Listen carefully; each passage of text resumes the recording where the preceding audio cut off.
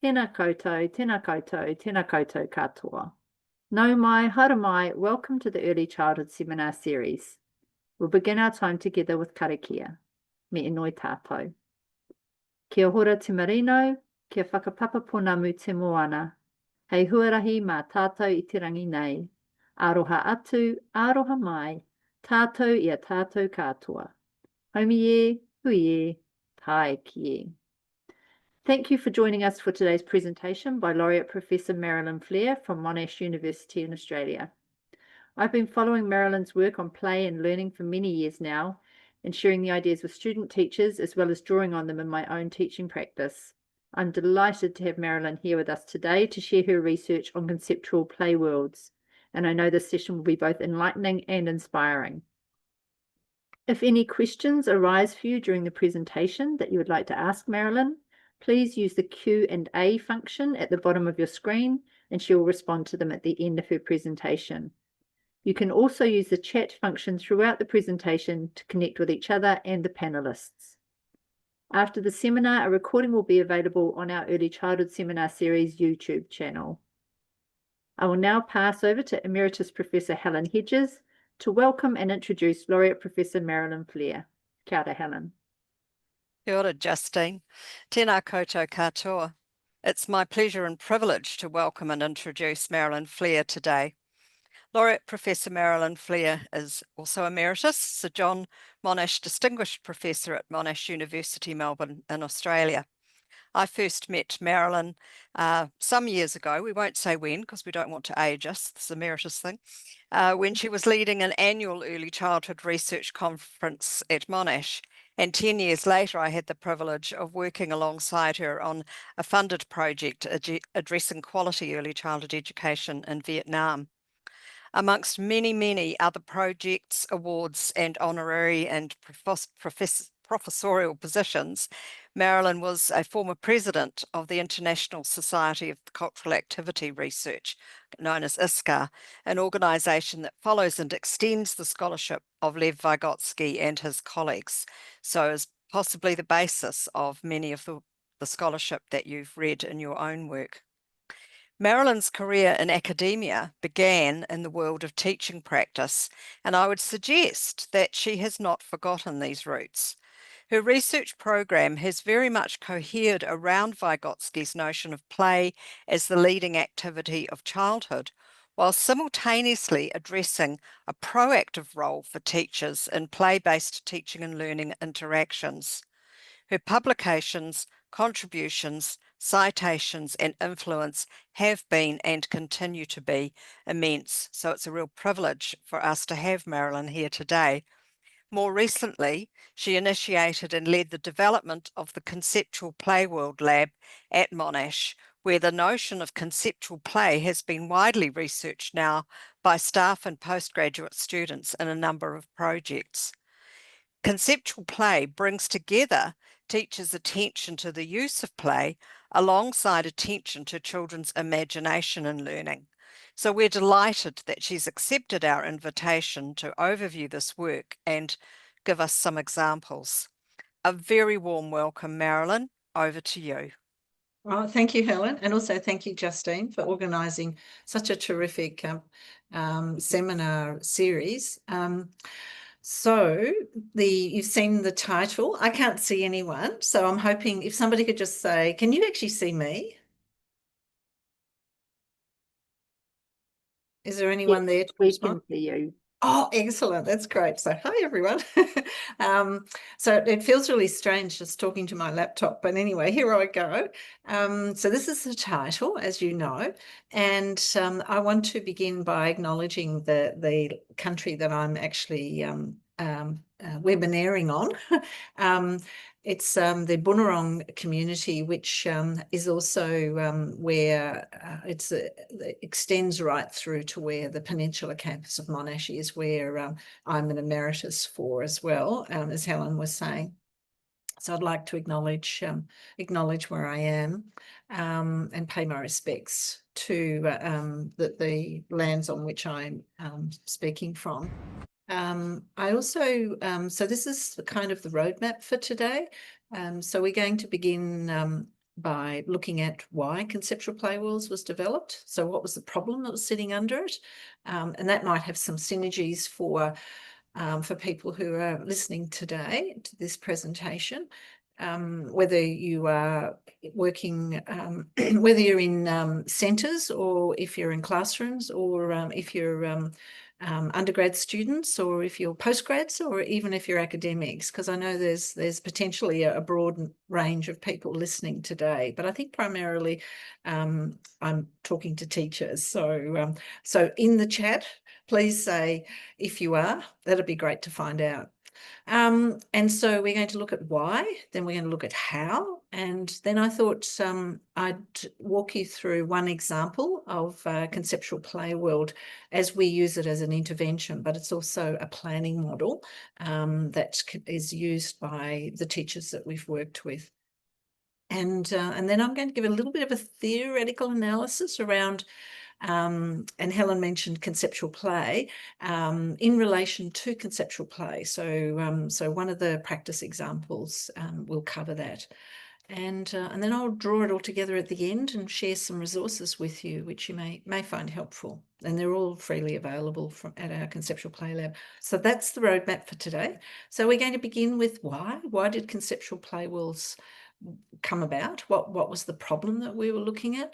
I was very fortunate to have worked with Bert van Oors on 2 volumes of a handbook where what I noticed when all of the fantastic chapters came in from the different countries, from the northern hemisphere and the southern hemisphere, is that that there was some very interesting papers that seemed to coalesce around the particular problem.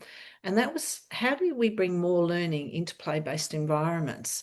This was kind of what was coming through. And the people from the Northern Hemisphere, I'm just speaking very loosely here, because New Zealand and Australia, where I am, I kind of sit awkwardly in the Southern Hemisphere.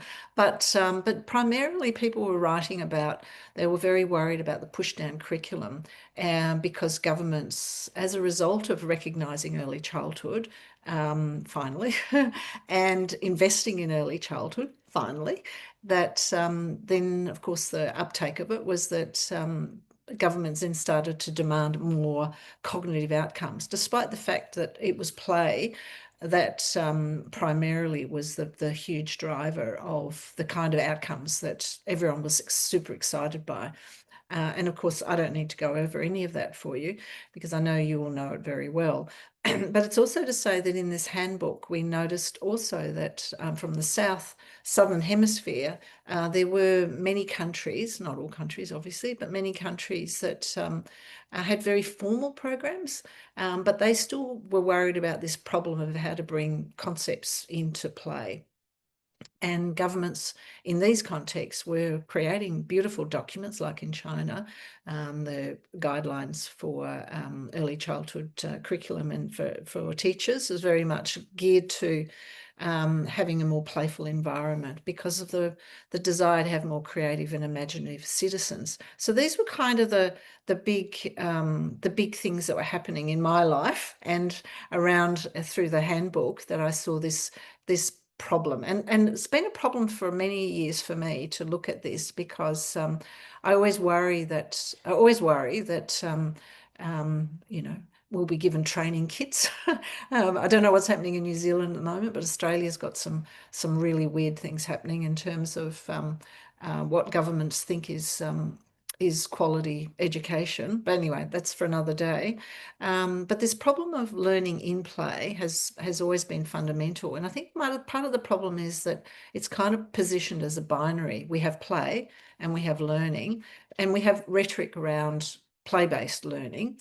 And but where Conceptual PlayWorlds is kind of, it sits where this binary comes together in synthesis, and that's kind of where it's located. And if we look at it more graphically, and I'm using a very, very crude system here to illustrate it, but if we look at the idea of free play and how it's traditionally been thought about at one end of the continuum, and at the other end of the continuum, traditional instructional teaching, then we can start to see that there are differences between what might be the goals, the way we plan, the role of the adult and the role of the child, for instance. So in free play, for children to express themselves and learn through play. And then we have at the other end, the goal for children to learn curriculum concepts. And if we jump down to, because it's kind of just a bit of an overview, to the role of the adult. So in free play, the role of the adult is more to resource the environment, but not be involved in children's play. And that's been very historic premise. We still see, and people say if adults are involved in children's play, it's no longer play. But if we go to the instructional side, the role of the adult, the teacher's role is to instruct children on the content to be learned. Teachers do not play with children at all. But if you look down the middle of conceptual play worlds, then the goal is very much to learn concepts and for that to happen in a particular way where the concepts act in service of the children's play. So you see, it's kind of a little bit different because they're still learning, but the what's being learned is supporting their play. And so it's acting in service of the children's play. So the teacher's, of course, planning this.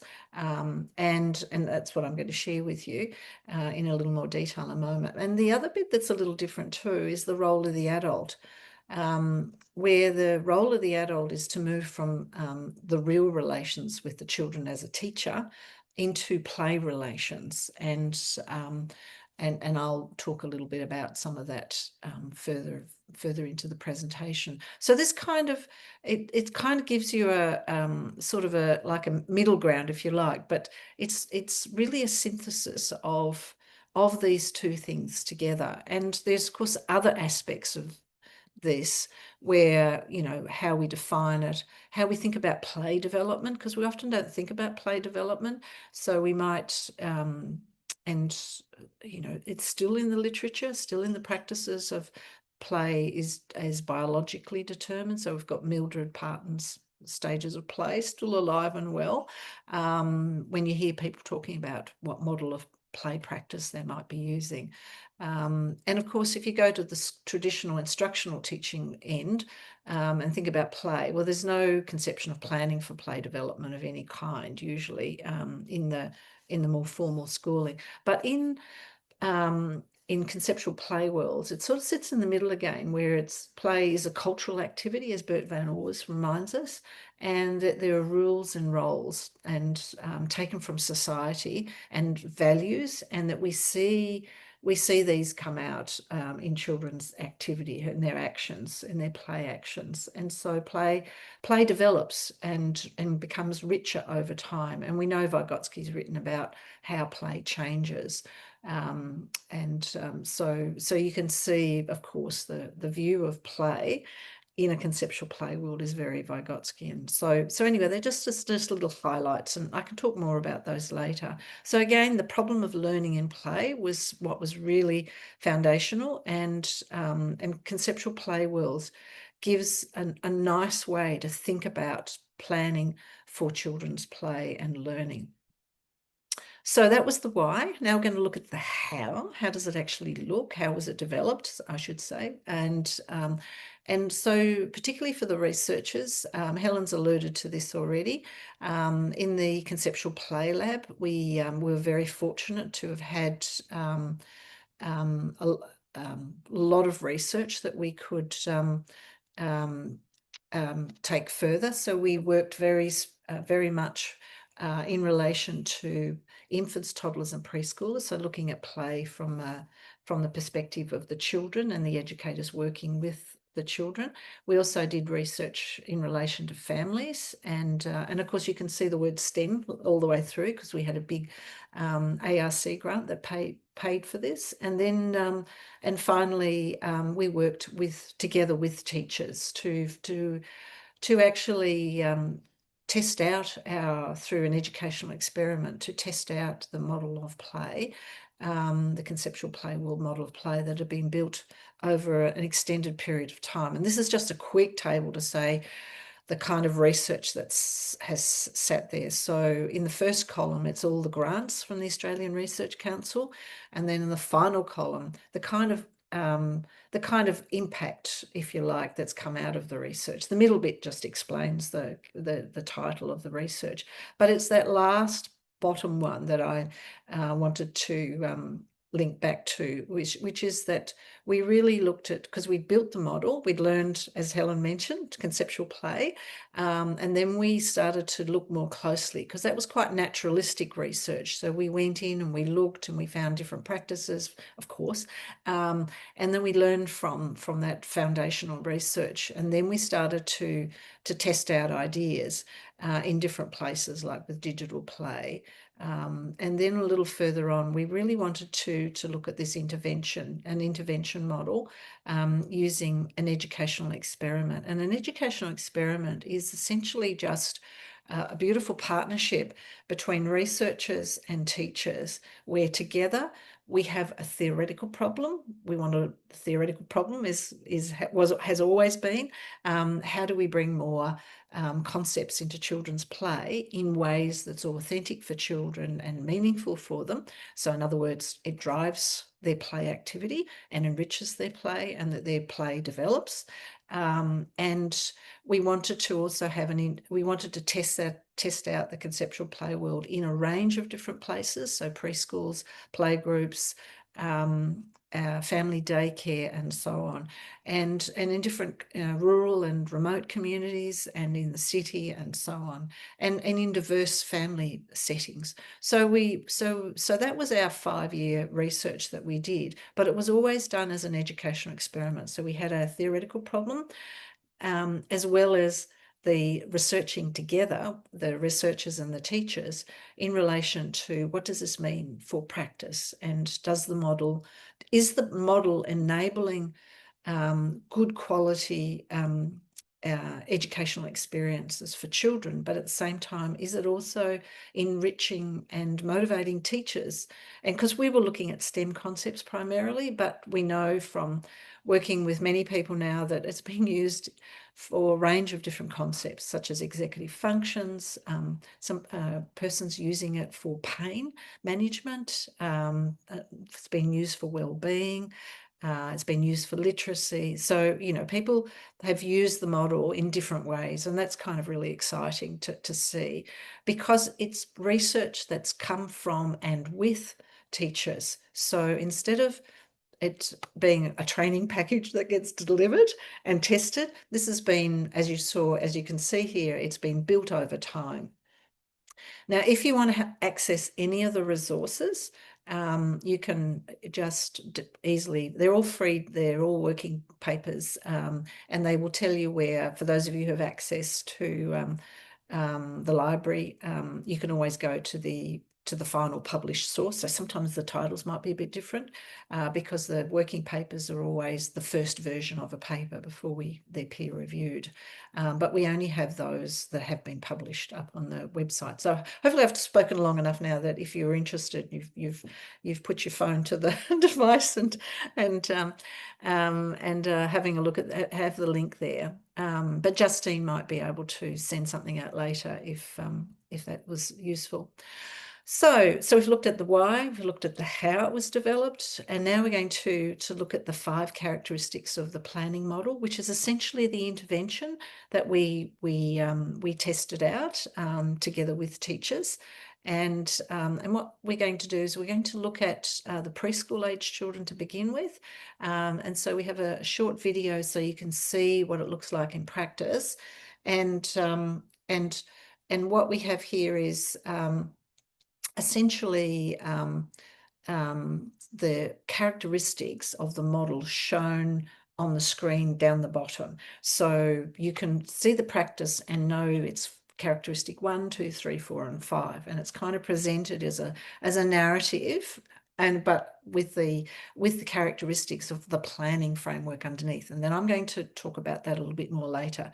But I wanted you to see what it looked like in practice, and you're going to meet one of the amazing STEM champion, because we have some amazing people who've been with us on this journey for 5 years, and they've become our champions, and Victoria is one of them. And I know she does her own professional development using this model now too, and she works with children each day as well. Pretty phenomenal person. But let's meet Victoria and see how she used the model as what is I'll talk about later as a pop-up.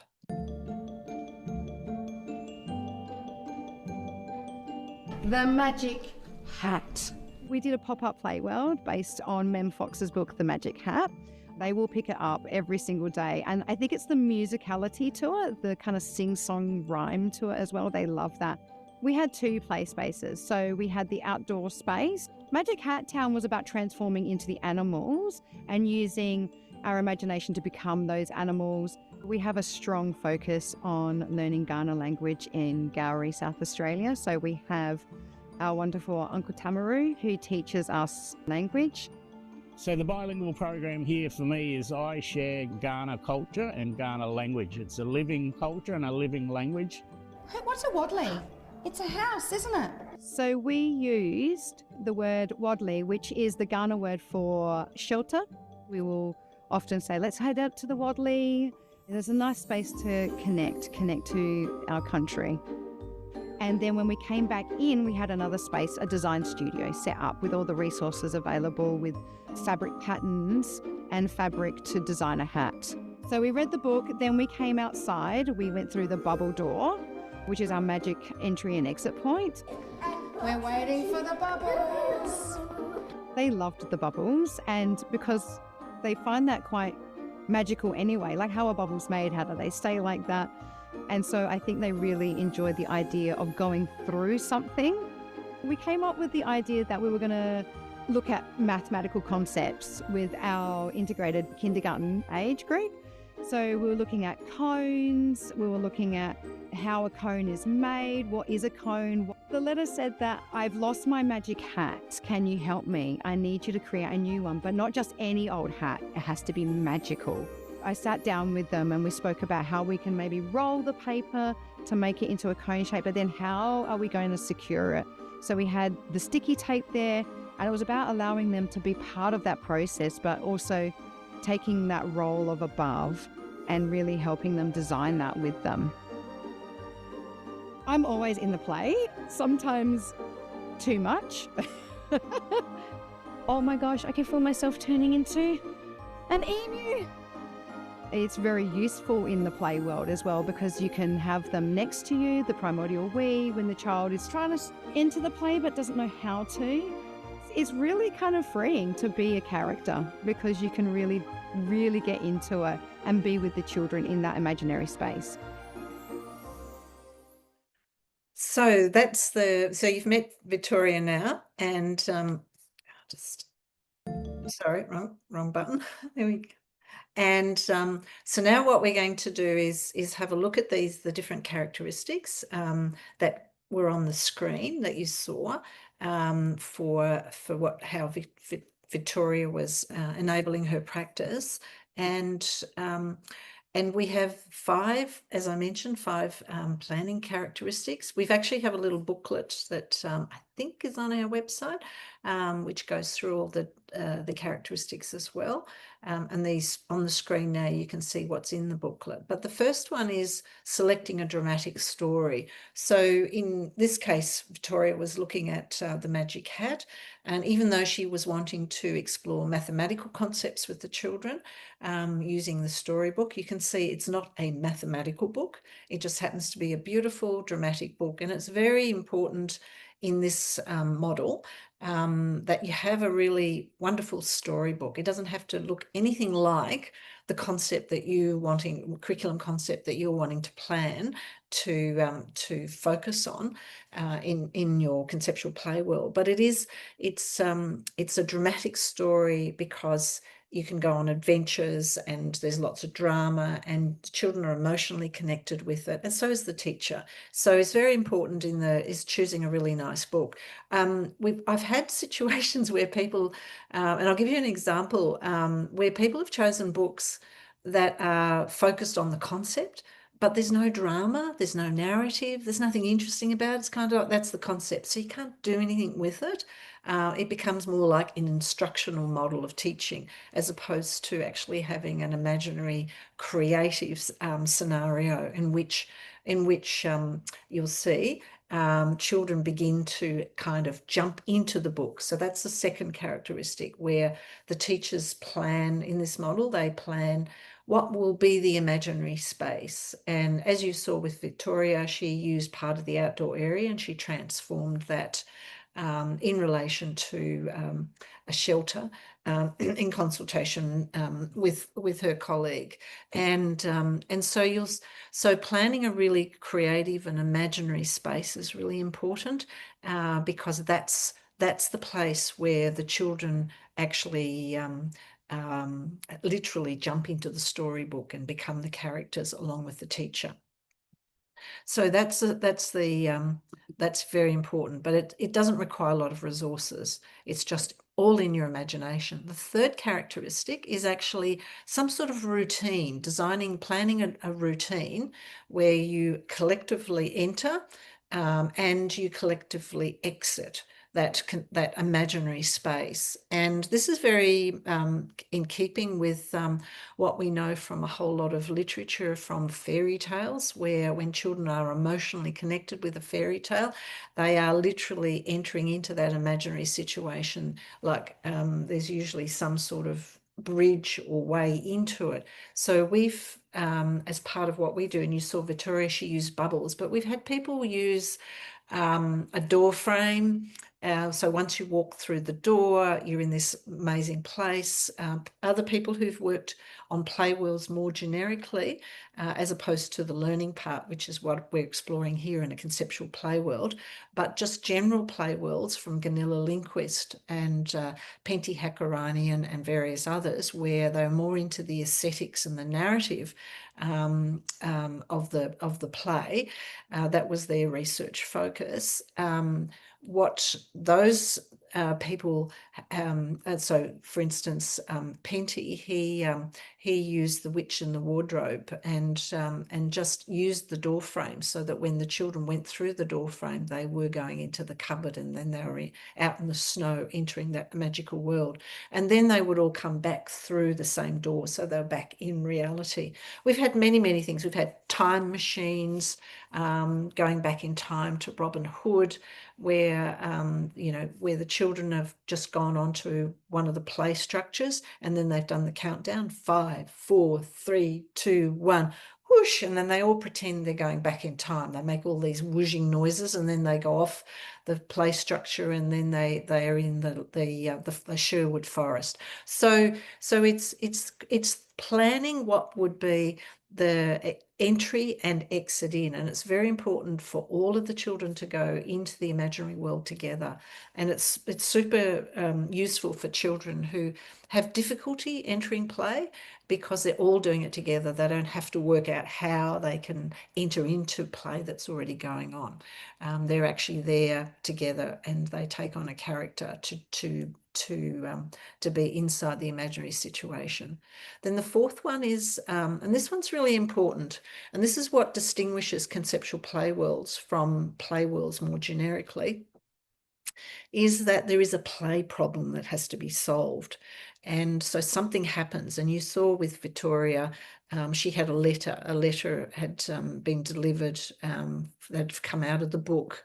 And that's a nice way to make that connection, where the character had lost its hat, and the children are all invested in the character already. They really wanted to help. They liked this story. They knew this book, and they wanted to help the character solve the problem.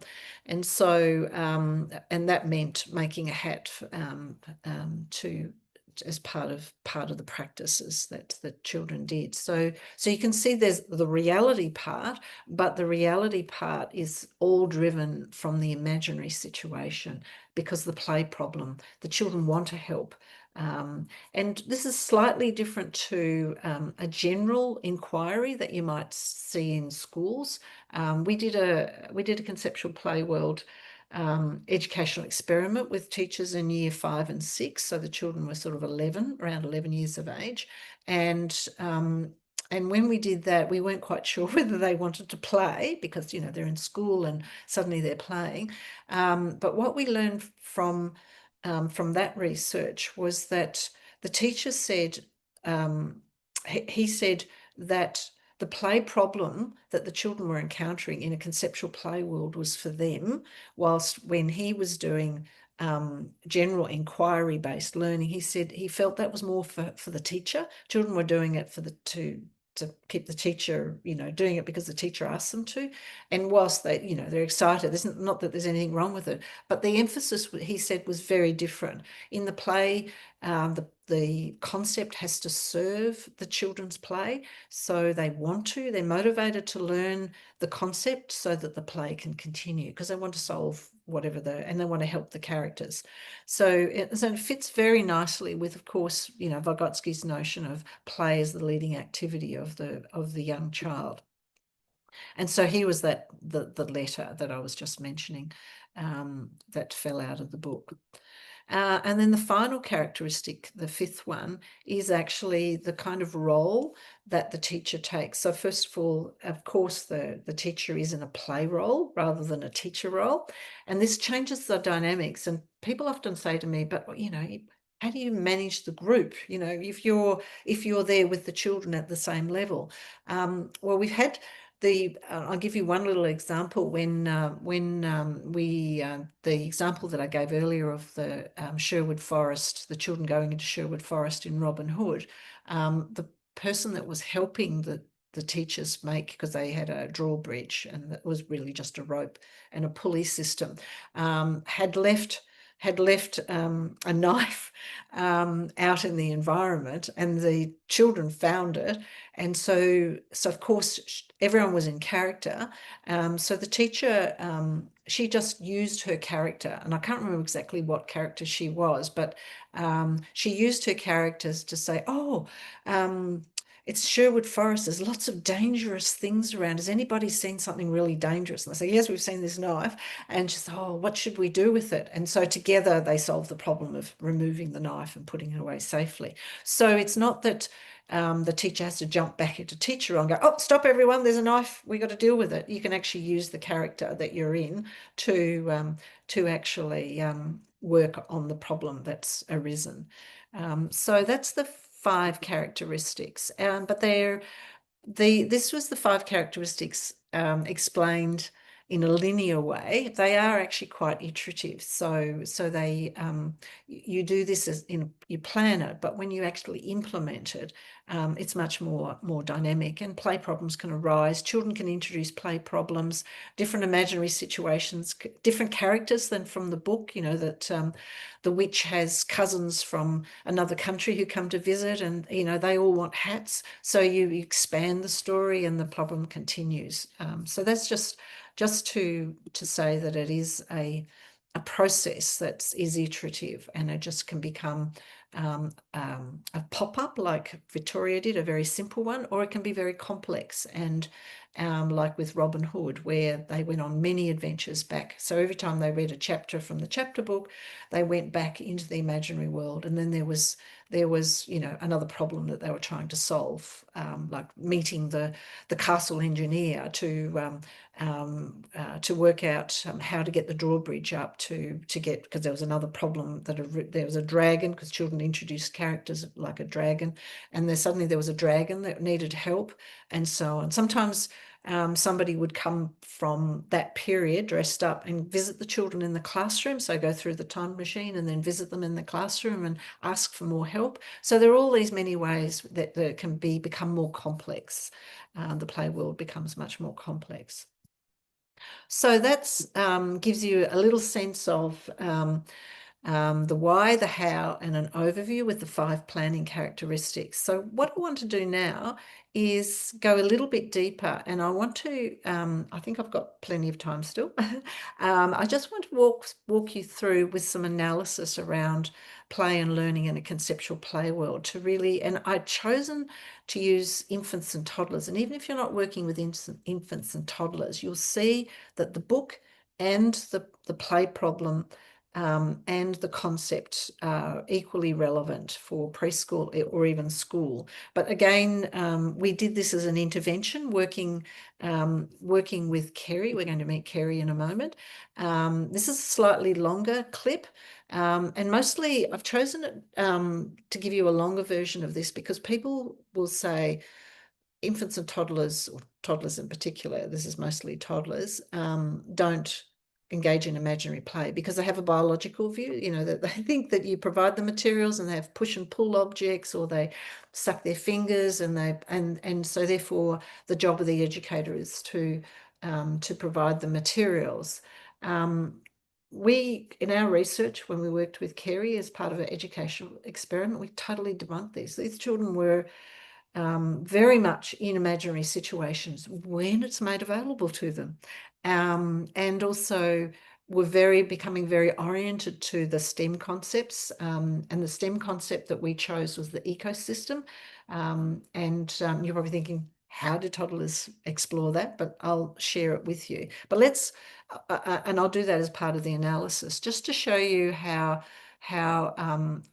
this conceptual play world as an evidence-based model can create very imaginative and creative opportunities for teachers, because clearly the problem here was, well, how do you, with infants and toddlers, bring imaginary play and conceptual learning into a centre where these children are, 1 year old, 2 year olds, and just slightly less than 3. But you'll see how Kerry talks about it.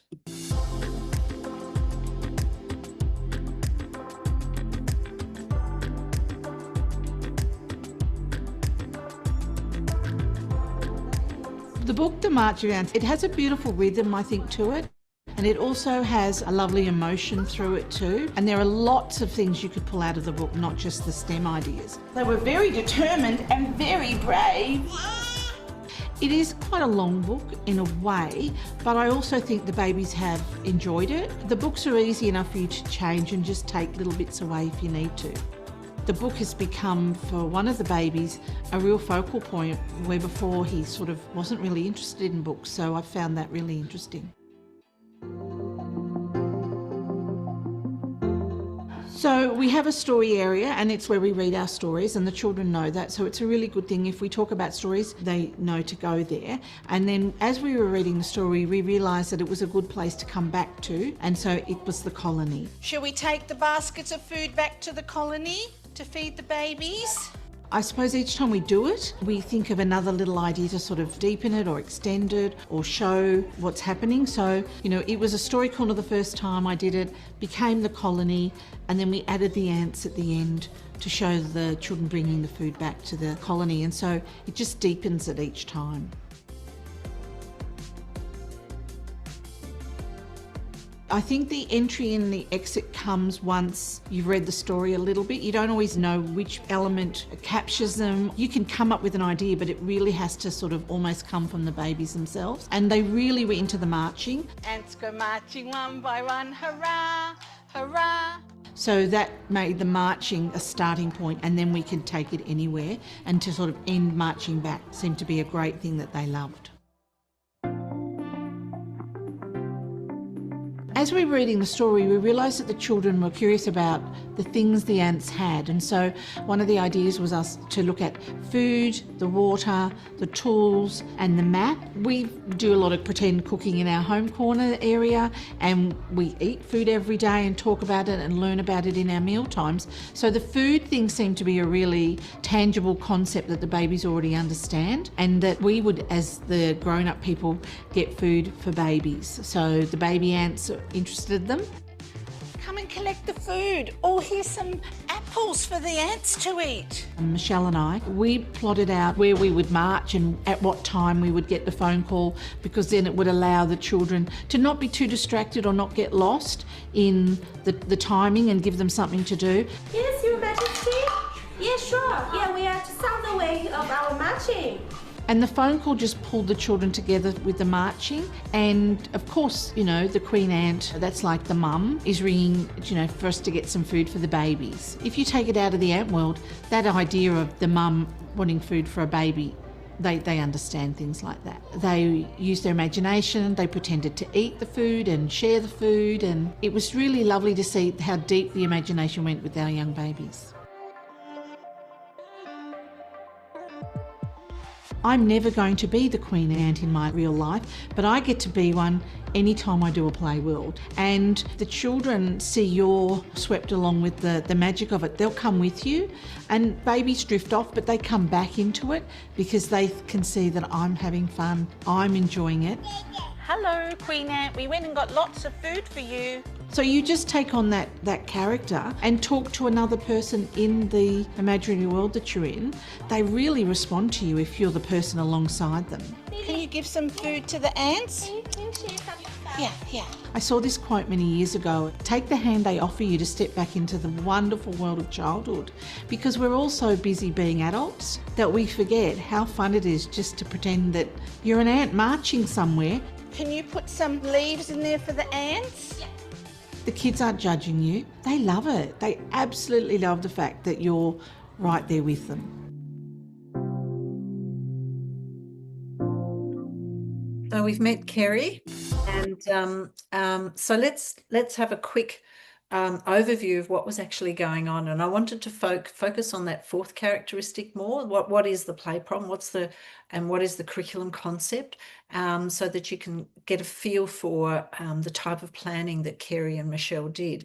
So looking for the ants, finding the ants and feeding the ants, she spoke about, but having the drama of the problem that was very personally meaningful for them, so that the ants, the baby ants are hungry, and the queen ant calls the children and asks for help. And you heard Michelle say, "Yes, Your Majesty, we're out looking for food for you to help feed the babies in the colony." And you see the rich language that's being introduced to these babies through this. And if we start to look at the kind of experiences, so looking for food to feed the ants in the imaginary situation, pretending to be baby ants eating the food, as you see here.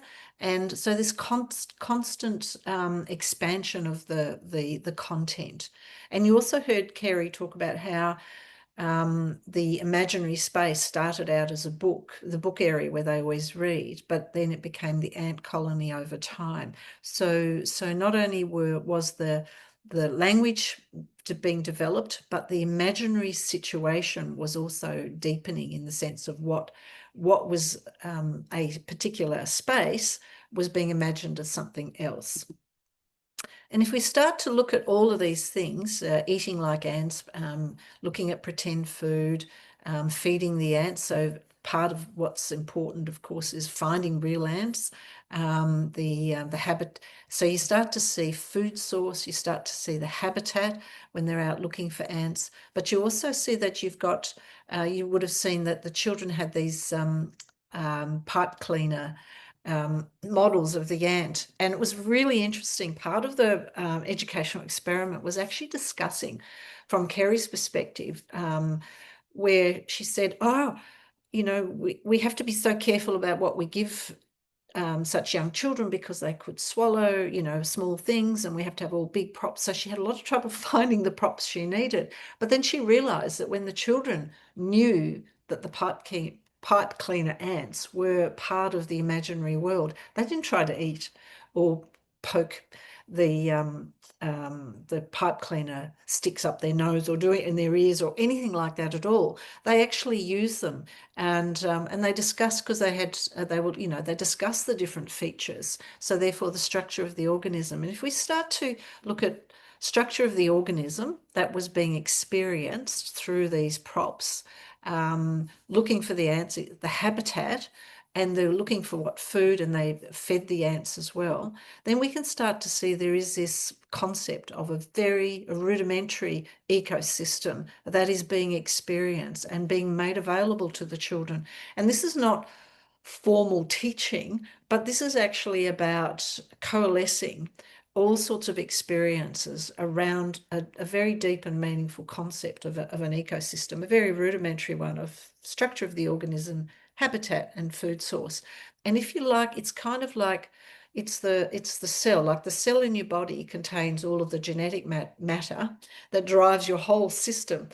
This is kind of like the smallest unit that helps children become more scientifically aware, and so that if you then change what so you change it from an ant to being a slater, then the children are going to have a different kind of experience, whereas what the food source will be different, and where they look, so they'll be looking for rotting logs and things, and then and that these slaters are changing the structure of that. Now, I'm not, so if you're working with preschool children, you could see how this model this curriculum concept, if you like, as the smallest unit, actually can drive a whole lot of deep understandings about a simple ecosystem. So this is just to illustrate very simply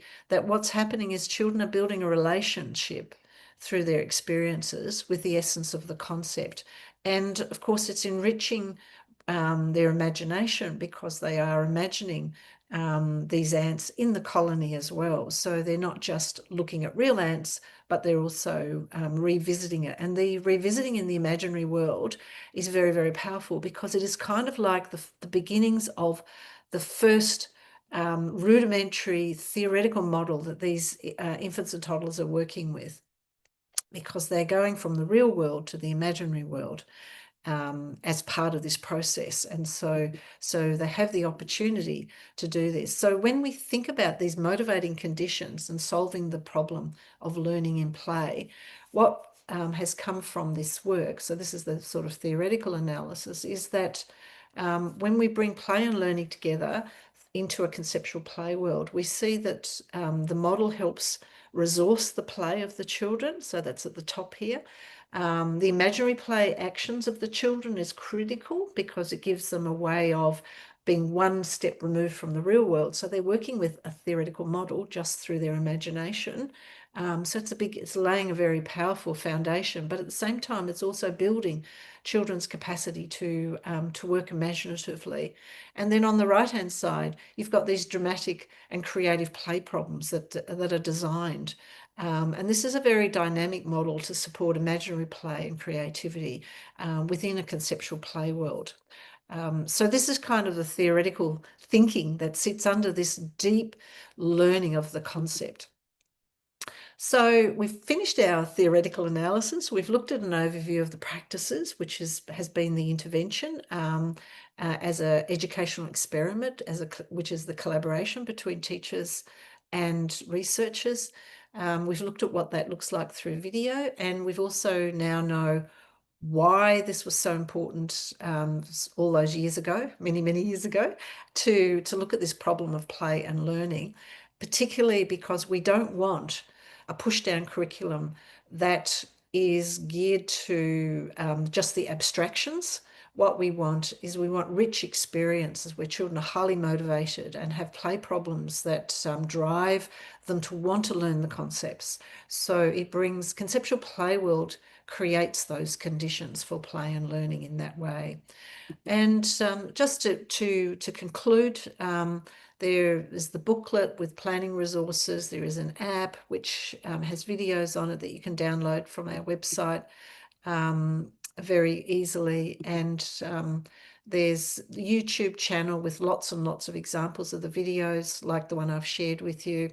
And they'll keep coming out over time. There's also, we really encourage you to join up Conceptual PlayWorlds for Educators. And I know it says 1.2K, but there's about 2,000 now. over 2,000 people who are in there. Not all of them are active. A lot of them are just either sharing ideas or gaining ideas, but there's many of us who jump on and discuss it.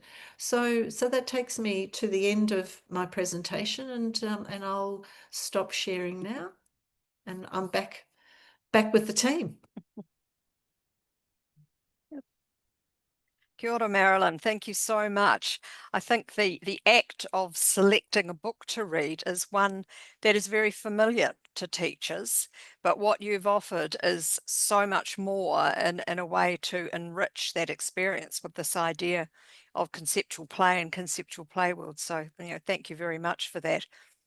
We have a question from DT Hill, who you may remember from early days here, asking if you can confirm or perhaps comment on whether your book, your 2010 book on early learning and development, cultural historical concepts in play, was a precursor of and or linked to the conceptual play world with regard to the theory.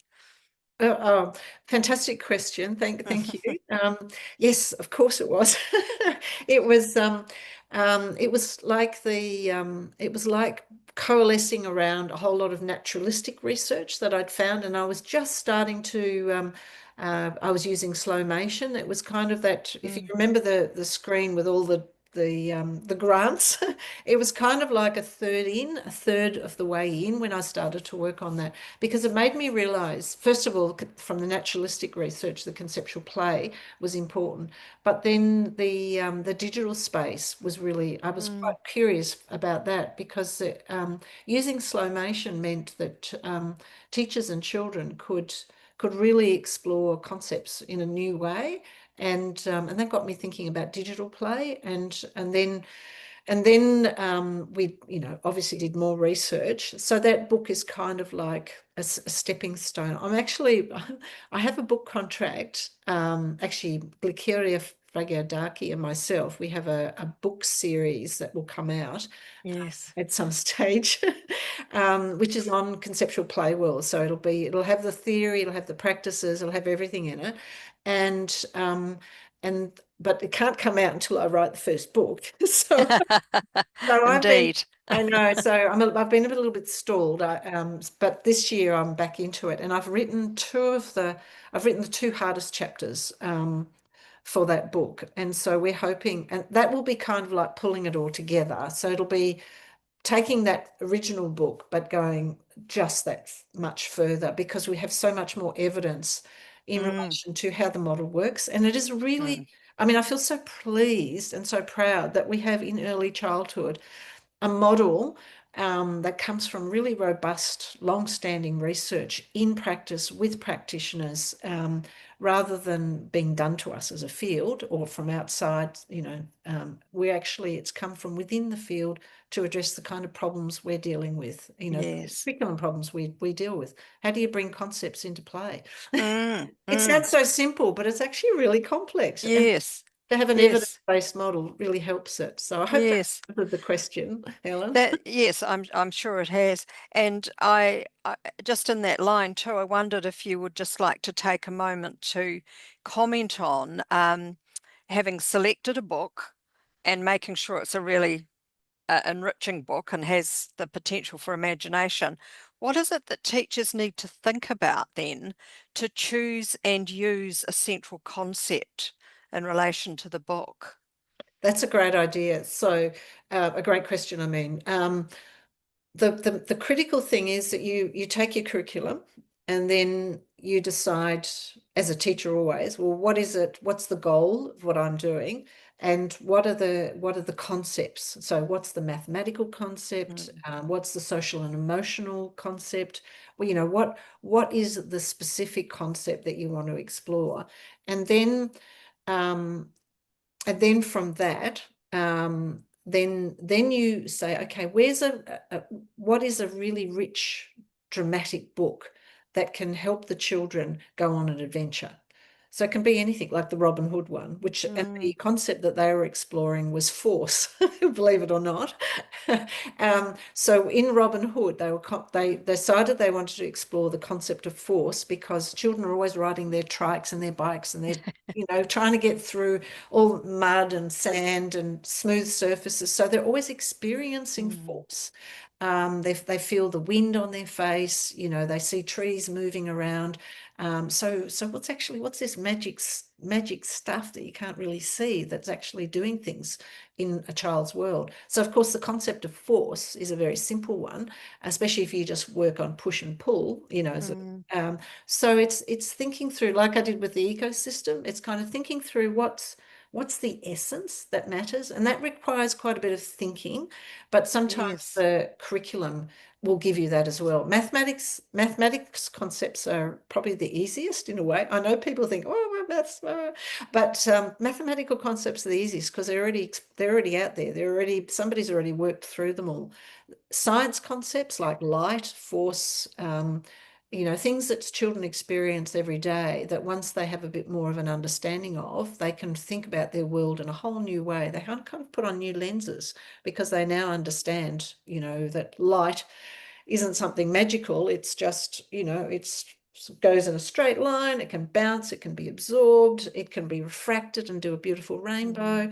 So it's just thinking through what are the things that really children are excited by, and then thinking through, actually, if they learn it's not magic, it's actually a concept that helps them think about their world in a new way, then that's the really important point. And then you choose a book that's just got lots of drama in it.